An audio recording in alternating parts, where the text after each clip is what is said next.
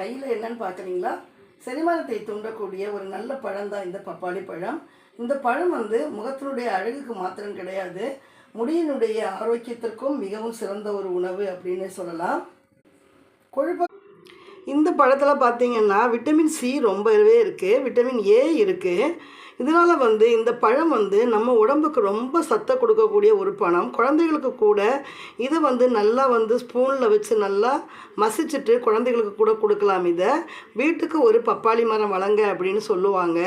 ஒரு முருங்கை மரம், ஒரு பப்பாளி மரம், வீட்டில் ஒரு கருவேப்பிலை செடி இந்த மாதிரிலாம் இருந்தது அப்படின்னா நமக்கு உடம்புக்கு தேவையான விட்டமின்ஸுக்கு குறையே இருக்காதுங்க. பழங்கள்லேயே எனக்கு ரொம்ப நல்லா பிடிச்ச பழம் தான் இதுங்க. இது முகத்துக்கும் பார்த்திங்கன்னா ஃபேஷியலுக்கு கூட ரொம்ப நல்லது.